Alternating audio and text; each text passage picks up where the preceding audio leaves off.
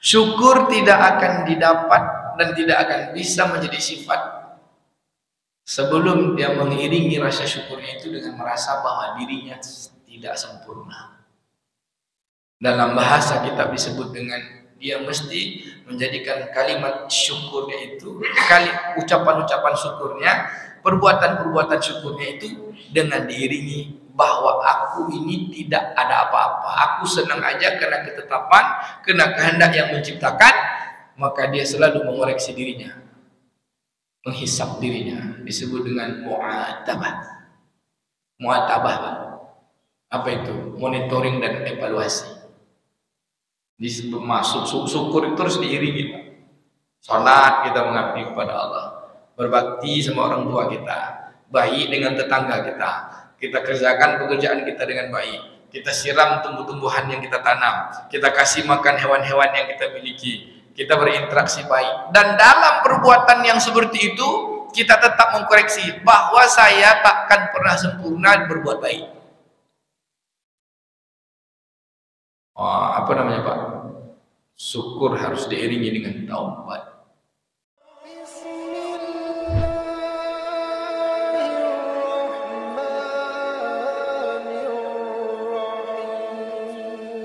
Kita lanjutkan kaji kita.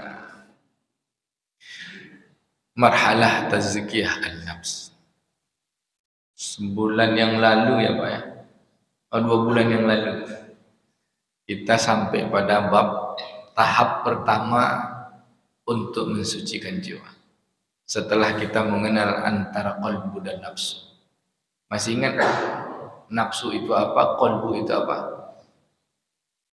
Lupa. Nah ini kalau ujian Pak Ayah nih. Nafsu itu adanya pada kehidupan yang mendorong kita tanpa pertimbangan. Maunya itu tanpa pertimbangan. Didorongnya terus mau. Sehingga nafsu itu dibagi 4 kan. Yang mendorong tanpa ada pertimbangan namanya amarah. Dia memerintah ya kan. Dia mendorong tapi tak sanggup untuk menahan dorongannya, namanya lawamah. Perintahnya tuh tidak sanggup, Pak. Ayo kerjakan. Sebenarnya bisa nih tapi namanya lawamah. Lalu yang ketiga kata Imam Al-Ghazali namanya sufiyah. Dorongannya tuh sudah bisa kita hentikan, tapi kadang-kadang masih juga lagi dia mendominan. Lalu yang keempat adalah mutmainnah. Mutmainnah ini adalah bagian nafsu yang patuh.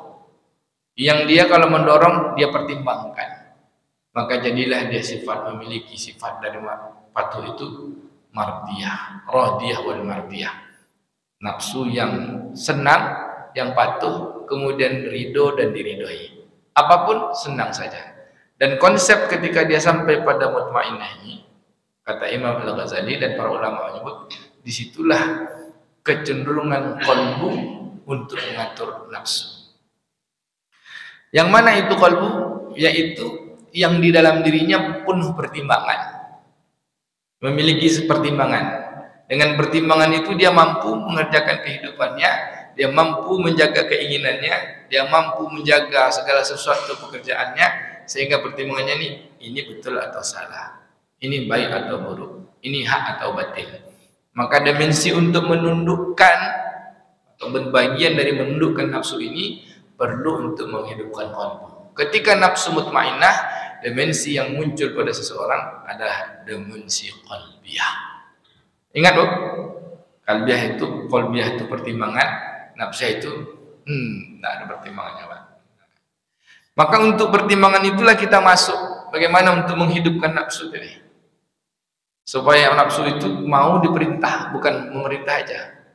Masuk kita kan bab pertama kemarin bahwa level pertama untuk masuk kepada hati yang bersih itu bukan dimandikan, ya kan? Kalau rusaknya badan, kotornya badan bisa dimandikan pakai air. Kalau sakitnya hati, rusaknya hati, dendam, benci, marah, apalagi Pak, penyakit hati lah, busuk hati kata orang Melayu kan. Tidak bisa membersihkan hati pakai air. Ambil air minum, bismillah, bersihkan hatiku. Tidak bisa Pak. Makanya Allah katakan qad aflaha man zakkaha. Beruntunglah bagi orang yang membersihkan nafsu tadi. Pakai apa membersihkannya? Ada sebagian ulama menyebut nafsu itu dimensi otak. Nafsu itu dimensi otak. Sedangkan kalbu itu dimensi rasa. Di sini, Pak. Jadi antara otak dengan rasa ini kadang-kadang otak itu mengalahkan perasaan. Nggak usah lagi membantai lah kata dia. Itu otak. Maka untuk mampu menghidupkan rasa tadi supaya kehendak itu dia punya aturan, punya kekuatan untuk mau diperintah, maka dia diikat. Pakai apa mengikatnya, Pak? Mengikatnya itulah dengan cara membersihkannya. Pada aflaha man zakkaha, sungguh beruntunglah bagi orang yang mencerdaskannya. Pakai apa mengikatnya, Pak? Pakai ilmu. Makanya kepala otak ini, orang Melayu, kepala otak ini. Kalau orang Arab punya pakaian khas, pakai imamah, di atasnya lalu pakai iqal. Iqal itulah untuk mengikat kepala. Makanya iqal itu sama dengan akal. Jadi orang berakal itu, kata guru saya, kata Buya Rustam Effendi, dari guru beliau lah Syekh Mutawalli Sya'rawi, orang yang berakal itu dia mampu mengikat kepalanya, mengikat kehendak-kehendaknya. Mau ini tahan dulu. Pakai apa dia nahannya? Ini dia. Hudan linnasi wa bayyinatin minal huda wal furqan.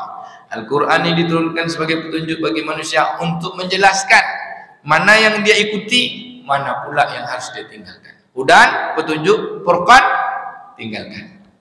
Furqan itu pisahkan, jauhkan. Maka akid dalam syariat Islam itu ada dua kan, satu syariat yang diperintahkan, yang satu lagi syariat yang dilarang.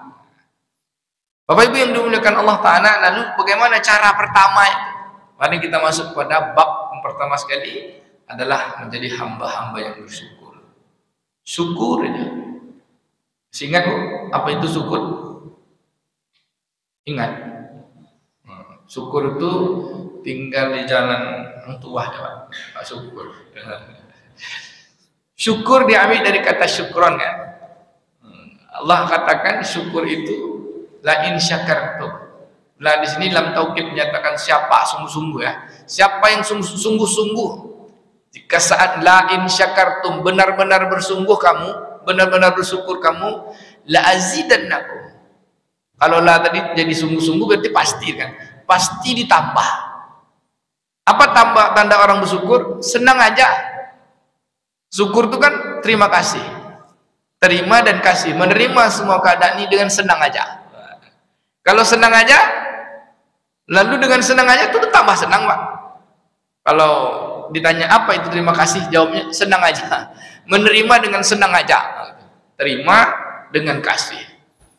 Apa ciri orang yang bersyukur? Kan tiga. Bagaimana cara bersyukur? Satu, syukur kepada ketetapan Allah. Jadi manusia. Bagaimana caranya? Mengabdilah kepada Allah, menjadi Abdullah. Kan kita ada 4 hal yang tidak bisa kita elak untuk bersyukur. Syukur pertama, syukur jadi manusia. Untung tak jadi kucing, Pak. Ya kan? Wa ma khalaqtul jinna wal insa illa liya'budun. Tidaklah diciptakan jin dan manusia kecuali untuk beribadah. Ini ja'ilun fil ardi khalifah. Utus ke muka bumi ini khalifah. Ini 2 cara kita bersyukur. Menjadi Abdullah dan sekaligus menjadi khalifah. Apa itu Abdullah? Mengabdi beribadah kepada Allah. Kita ni kuli, hamba. Tak ada apa-apa, Kak. Kita bukan apa-apa dan kita bukan siapa-siapa. Dengan posisi bukan apa-apa dan bukan siapa-siapa tuh kita senang aja. Bisa senang aja, Pak? Senang aja bisa, Pak? Kata bahasa santai aja. Atau kita bilang nyaman aja. Mau sakit nyaman aja, mau kaya nyaman aja, mau miskin nyaman aja, mau susah nyaman aja, mau menderita nyaman aja. Bisa, Pak? Menderita nyaman aja.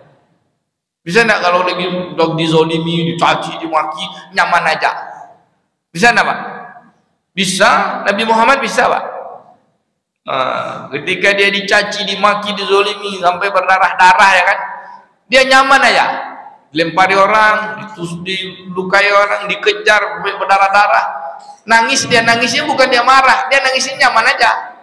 Nangis, dia bilang, Dalam bahasa syarahnya tuh Nabi, aku sudah ngajarkan kebaikan, ngajar ini, tapi orang tidak dengar juga. Dia kadukan sama Allah. Dia senang aja, ya Allah, kukadukan kelemahanku kepada Engkau yang Maha Kuat. Ya kan? Aku tak peduli apapun yang dilakukan manusia kepada diriku. Yang penting kau jangan tinggalkan aku. Datang malaikat langsung. Malaikat penjaga gunung, ya Rasulullah, Allah telah izinkan aku untuk menghancurkan negeri ini. Angkat 2 gunung. Apa kata Nabi? Jangan. Berarti kalau jangan tuh Pak, kan nyaman aja. Apa kata Nabi? Allahumma hdi qaumi wa innahum la ya'lamun. Ya Allah, beri hidayah kepada kaum, karena dia belum tahu ya. Bisa kayak gitu Pak? Jawabannya insya Allah ya. Nah, ini nyaman aja nih, santai aja gitu. Kita baru bocor ban mobil udah hilang, santai itu Pak. Oh, gitu macam-macam gitu kan. Bapak Ibu hadirin yang dimuliakan Allah SWT, syukur menjadi hamba Allah. Caranya beribadah. Syukur untuk urusan bumi ini, caranya menjadi khalifah. Sering diantara kita khilaf untuk menjelaskan tentang makna khalifah. Selalu orang menyebut khalifah itu menjadi pemimpin. Iya, tapi Nabi Adam alaihissalam ketika pertama di muka bumi ini, tak ada rakyat yang dipimpinnya, padahal dia adalah khalifah yang pertama. Nabi Adam alaihissalam kan, kita kan selalu nyebut khalifah itu mesti ada rakyatnya, khalifah itu mesti ada orang yang dipimpin. Nabi Adam alaihissalam diturunkan Allah Ta'ala, dia adalah sosok manusia pertama. Inni ja'ilu fil ardi khalifah. Sungguh ke bumi itu, untuk bumi itu aku kurunkan, aku kirim khalifah. Lalu diprotes oleh para malaikat kan, ya Allah, dulu kau pernah ciptakan, kerjanya apa? Wa yusfiqud dima, mereka membuat fasik dan menumpahkan darah. Apa kata Allah? Aku lebih tahu daripada kalian. Imam Ibnu Katsir menyebutkan, khalifah yang dimaksud Allah akan mengutus orang-orang baik, orang-orang saleh. Lalu apa khalifah tadi? Memimpin. Apa yang dipimpin Pak? Mimpin diri sendiri. Mimpin mulut, mimpin mata, mimpin telinga, mimpin tangan, mimpin kaki, mimpin otak, mimpin kepala kita, dan mimpin perasaan kita. Agar apa? Agar terus menjadi hamba Allah. Jadi tujuan pertama menjadi hamba Allah, dikirim ke bumi mampu menjadi pemimpin, memimpin diri untuk menjadi hamba Allah, memimpin orang-orang lain. Kalau dikasih jabatan untuk memimpin istri, suami, anak-anak semua untuk menjadi hamba Allah, dan memimpin semua keadaan, mampukah kita ini untuk betul-betul menjadi Abdullah? Jadi tugasnya itu memimpin, tapi untuk jadi hamba Allah. Nabi-nabi diutus kan Pak, baginda Nabi SAW kerja menjadi pemimpin. Rasul itu kan sudah paling tinggi jabatan. Apa kerjanya Pak? Ngajak orang mentaati Allah. Maka pilihlah pemimpin yang mengajak orang mentaati Allah. Gitu aja. Masuk coba. Bapak Ibu hadirin yang dimuliakan Allah SWT. Satu, bersyukur kepada Allah, beribadah. Yang kedua, bersyukur kepada orang tua. Dah lama betul, dah lupa dah. 4 kan cara bersyukur. Syukur kepada yang tak bisa kita elak, yang sudah tetap pada diri kita.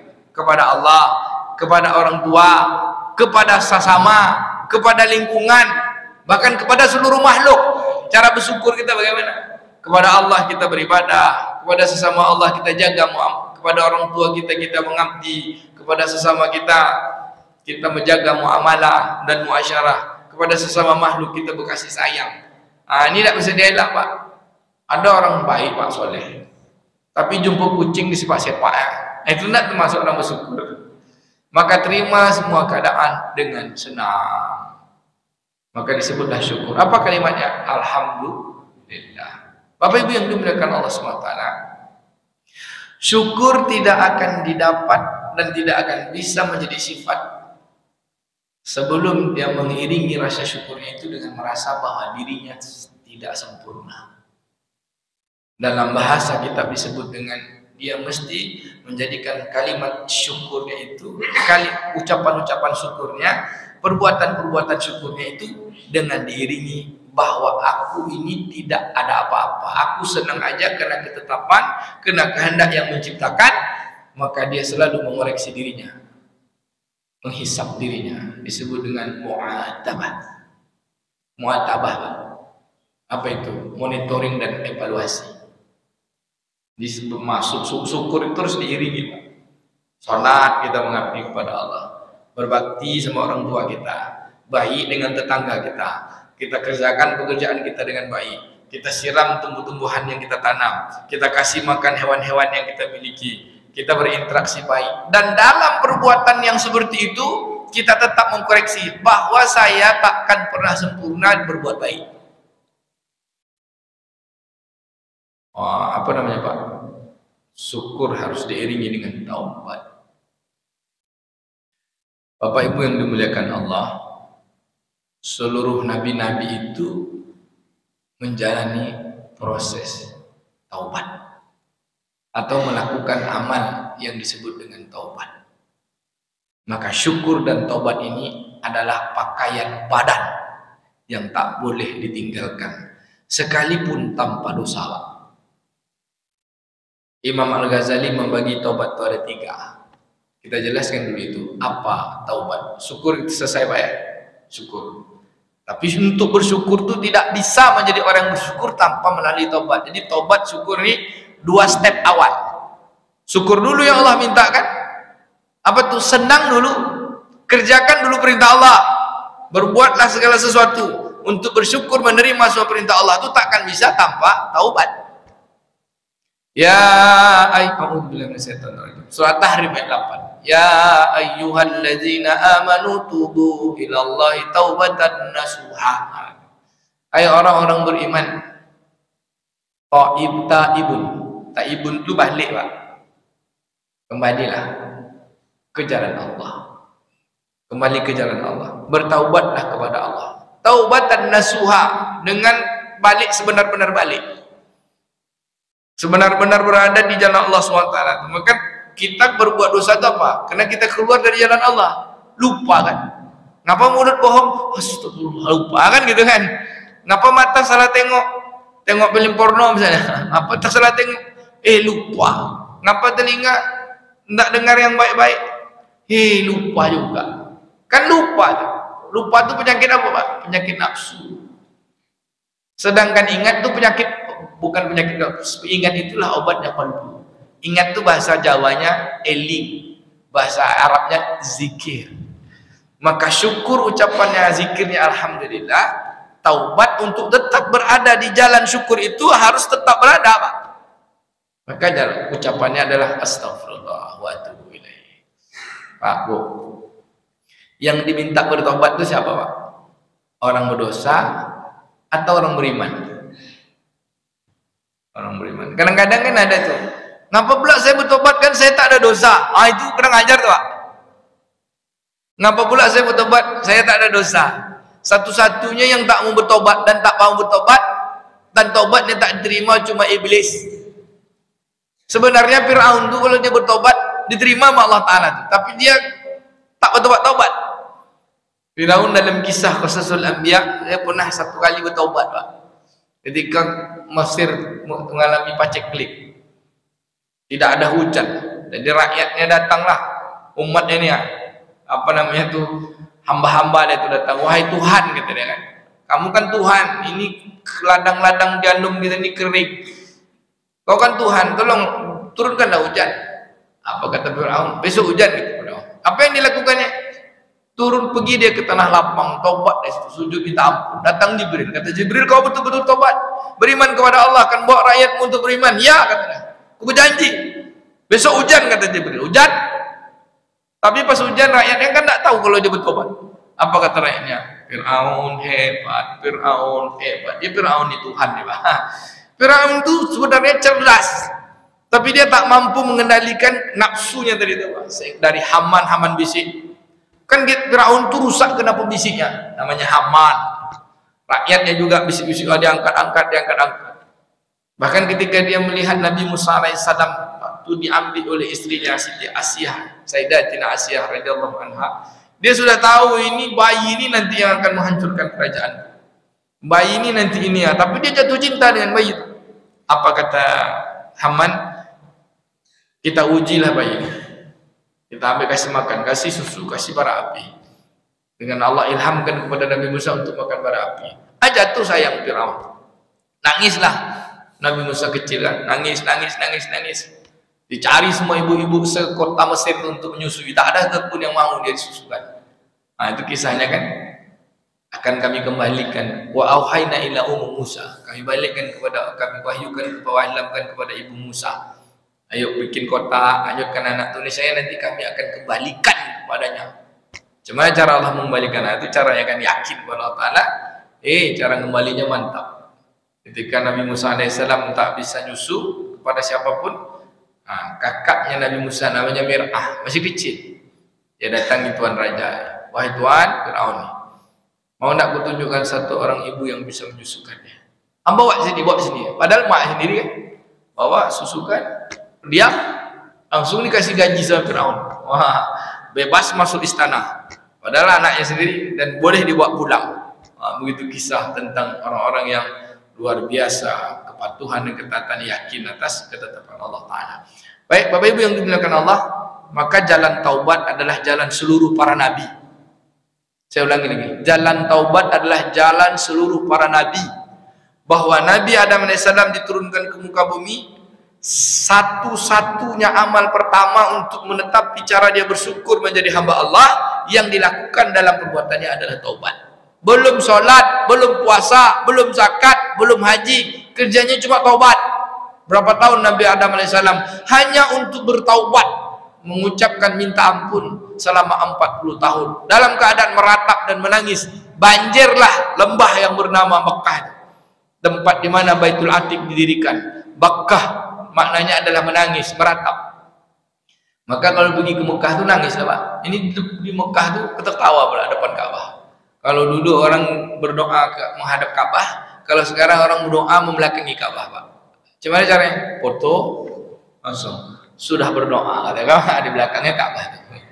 Tak bisa, karena kalau selfie dari depan kan tak bisa. Ambilkan foto, kata foto doa gitu. Berdoa tu kan Ka'bah. Yang mantap lagi ke Ka'bah tu doanya ditulis pakai kertas, di foto sudah didoakan kan.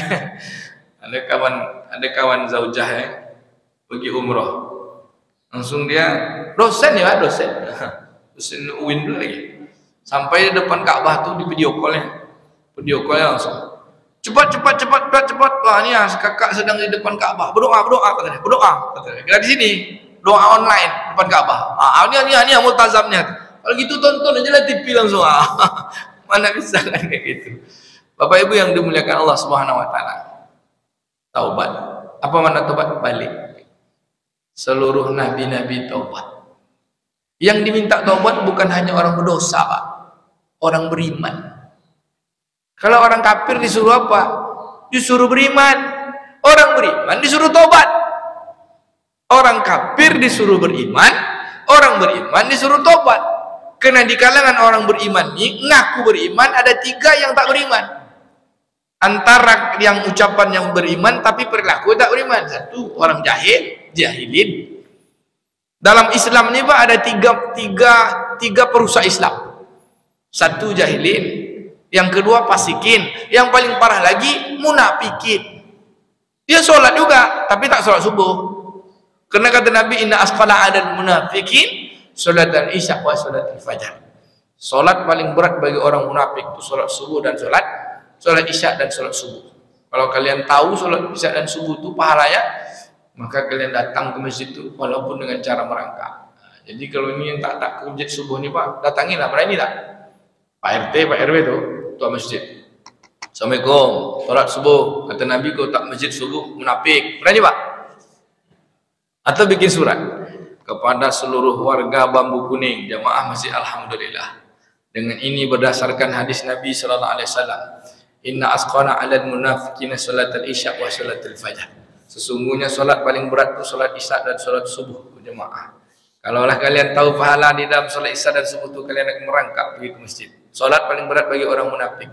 Maka untuk mengamalkan hadis ini tidak tergolong orang munafik, maka seluruh laki-laki jamaah masjid Alhamdulillah kampung kelurahan Bambu Kuning diharapkan untuk solat isya berjamaah dan solat subuh berjamaah. Kalau tidak, kita ditetapkan sebagai orang munafik.